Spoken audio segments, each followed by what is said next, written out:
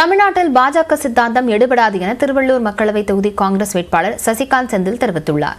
அவருடன் நியூஸ் 18 தமிழ்நாடு செய்தியாளர் செல்வகுமார் நடத்திய கலந்துரையாடலை பார்க்கலாம்.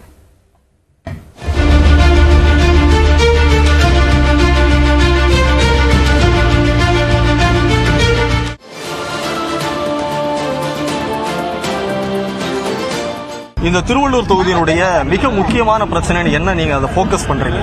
இல்ல, திருவள்ளூர் ஒரு சபர்பன், அது நகரமும் கிராமமும் கலக்கிற இடம். அதனால இஷ்யூஸ் ரொம்ப வேரிடா இருக்கும். எஸ்பெஷலி திருவள்ளூரை பொறுத்த வரைக்கும் இன்னும் கூட அடிஷ்னலான விஷயங்கள், சில என்வரன்மெண்டல் ப்ராப்ளம்ஸ் இருக்கு, இதெல்லாமே இருக்கு. ஸோ இது ஒரு அட்வான்ஸ் ப்ராஸ்பெக்டிவ் பிளானோட தான் திருவள்ளூர் அணுக முடியும். ஸோ கண்டிப்பா அதை நோக்கி நாங்கள் பிரயாணிப்போம்.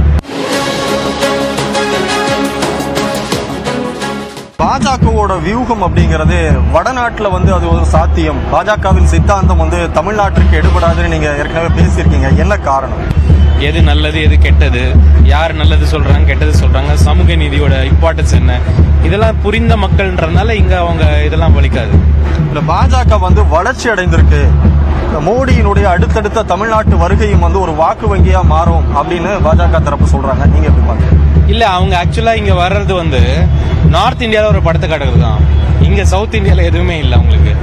இங்க இருந்து இப்ப அந்த அந்த அவங்க காசு கொடுத்து எதை வர வைக்கிறாங்களோ அதை எடுத்துட்டு போய் சவுத்தையும் நாங்க கேப்சர் பண்றோம்ன்ற ஒரு இம்ப்ரெஷன் அங்க காட்டுறாங்க, அவ்வளவுதானே தவிர இங்க அவங்களுக்கு ஒண்ணுமே இல்லைன்றது எல்லாருக்குமே தெரிஞ்ச விஷயம் தான்.